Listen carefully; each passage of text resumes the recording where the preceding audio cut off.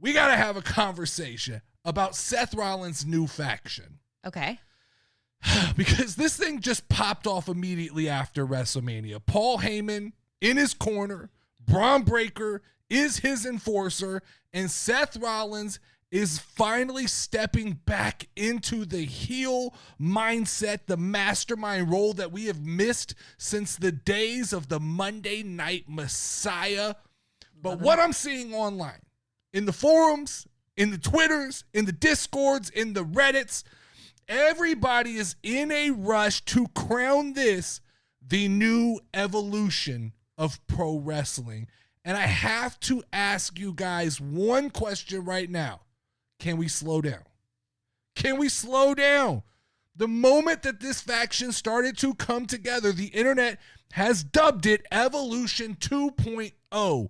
Why? Is it because Paul Heyman is now in the Ric Flair role?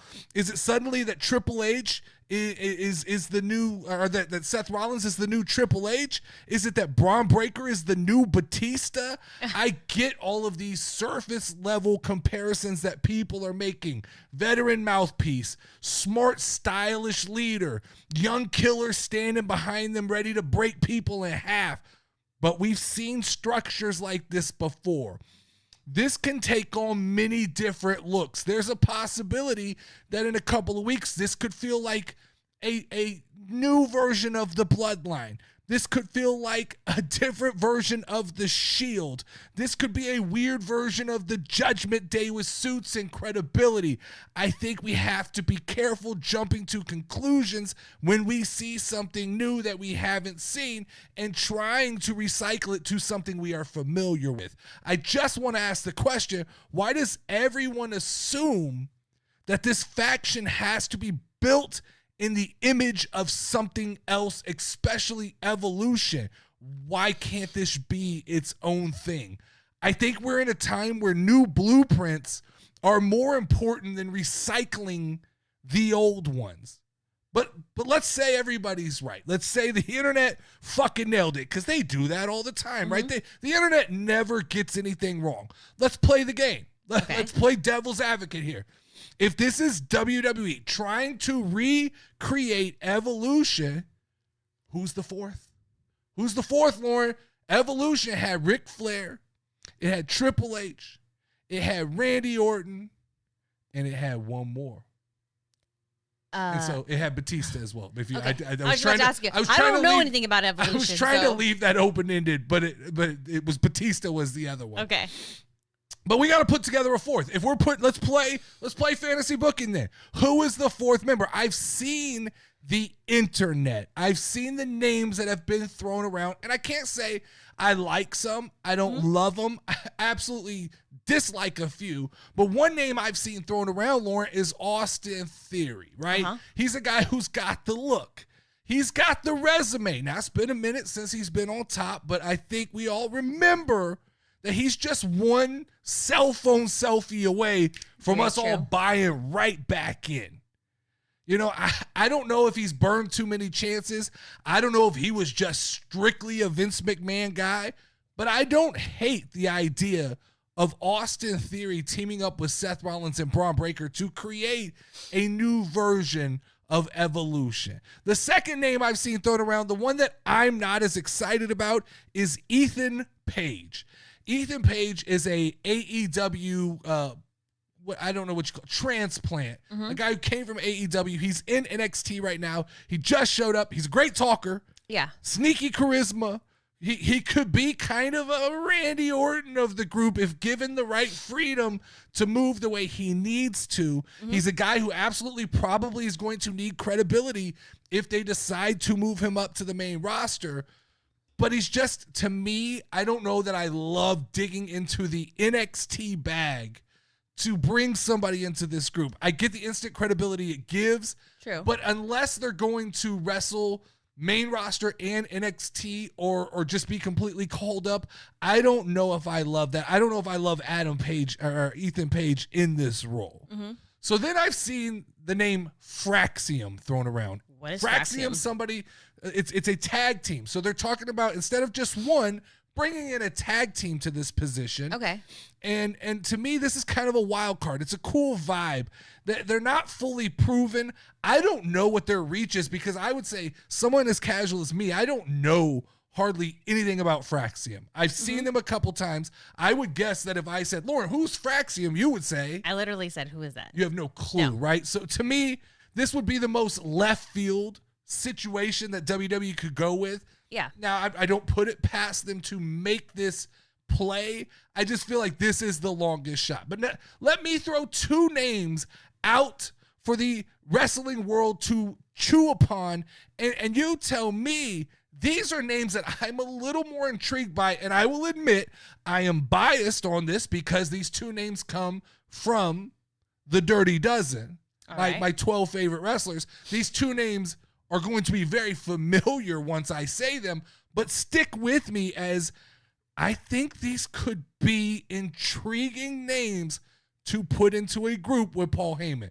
Starting with number one, Montez Ford. I knew it. We have screamed, we have shouted, we have yelled from the rooftops that we need Montez Ford to have his moment. Seth is building a group that has flash, it has flair. Montez Ford gives you all of the upside in the world. He could drop the tag titles by turning on Angelo Dawkins, immediate heel heat, step right into the position as the third man in the group. Hell of athletic, right? Just hellaciously athletic. And if he joins Seth Rollins, it's instant credibility for somebody we've been calling for a long time. This group is going to need a guy who could function in the mid-card. And while I feel like Montez is above the mid-card, he hasn't had the mid-card run yet. So a guy who could go after the United States Championship, who could go after the Intercontinental Championship. He fits the bill of a guy who can fill the third spot of a faction while also starting to build some solo credibility. Yeah. Now I want you to stick with me on this one, and do not attack me for this one. Do not overreact because there is real reason to me saying this next name. This is not personal bias. What if Bianca Belair was the fourth member of this group? It doesn't have to be all guys. I don't know why everybody's under the belief that this has to be an all-male faction. The crowd has already turned on Bianca Belair. True. Let's embrace this thing. Can you imagine a world where Paul Heyman is now in charge of Bianca Belair's career? He's now coming out with a microphone. I can hear it right now. The meanest, the nastiest.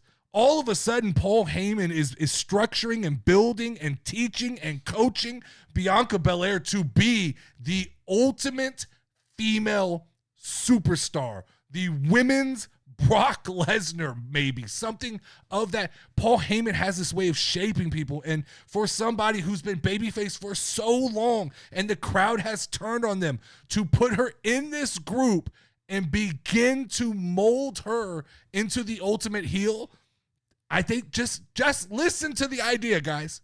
Listen to the idea. But this is where I need the CWC brain power. If Seth Rollins' faction is indeed the next evolution, who is the fourth person? Who do you see fitting the mold, and what role are they going to play? So if it's not Bianca, Lauren, okay, we don't need a sausage fest. There's too many factions that are all dudes in the history of WWE, right? So if it's not Bianca Belair giving this a feminine touch, there's only one other name that makes sense. Who is it? Becky Lynch. Oh, I don't know why I didn't think of that one. Let's actually think this through. Becky Lynch just turned heel on Lyra Valkyria, so there's nothing at risk. No. She's already a bad guy, okay? True. Seeing her and Seth together as the diabolical villains of WWE could be perfection. It could be artistry. Under the tutelage of Paul Heyman. Could you imagine the outfits they're going to give us? Can you just imagine the back and forth, the mockery of other superstars in the ring, using Braun Breaker as this enforcer? I mean, to me, this just feels like a match made in heaven. It's the evil power couple, the workhorses of WWE. You have Becky Lynch, who of the 4 horsewomen is the one who had to scrap and claw to get where she was. You have Seth Rollins, who has kind of always been the bridesmaid, you could say, right? Yeah. Roman's the guy, John Cena's the guy, CM Punk's the guy, but Seth Rollins the guy who's always been tried and true. But what you get if you add Becky to this group is it's instant credibility from the women's side of this thing, right? You don't, there's no work to be done to get Becky Lynch over in this situation. You now present a dynamic with a power couple in WWE that is actually going to be dangerous and not just, typically the couples are romantic. Yeah. This couple is diabolical. And you finally get the chance to kind of reflip the switch on Becky Lynch to a more, what is an unhinged, calculated version of Becky Lynch. We've seen the man and we've seen the heel that was eccentric, but what if Seth and Becky drop the eccentric and they just become diabolical and they go into we are the heart of the industry. We are everything. Without us, when I was, Becky could say, when I was gone, this industry struggled, right? Yeah.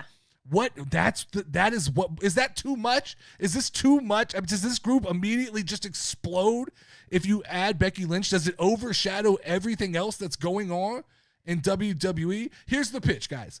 Should Becky Lynch join Seth Rollins' faction, or would that throw off the balance and the power and just bring too much heat and attention to the group? So, Lauren.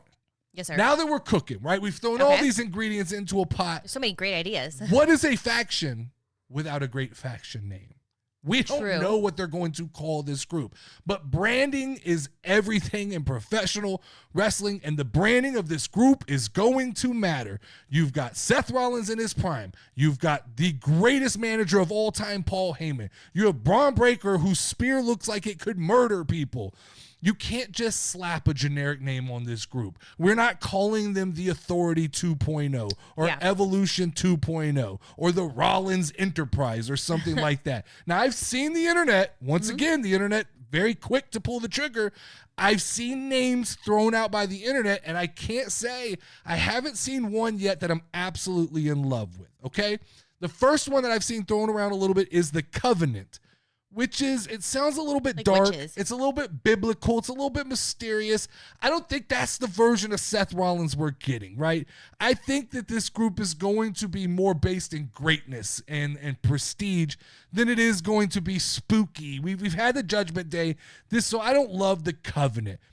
I've seen the architects of power thrown around. Okay, that's feels cool. a little bit racy. I don't know why the architects of power I don't know. I don't love it. I don't love it. I get that it plays on Seth Rollins' old name, and I get the vibe. I don't love that. Yeah. I've seen the Firmament, which I don't even know that I don't know that I fully understand. I don't understand what that absolutely means. I thought that was the shit that the flat earthers talk about and stuff like that, the Firmament. So I'm not touching that one. But then I saw the Dominion. And that's interesting.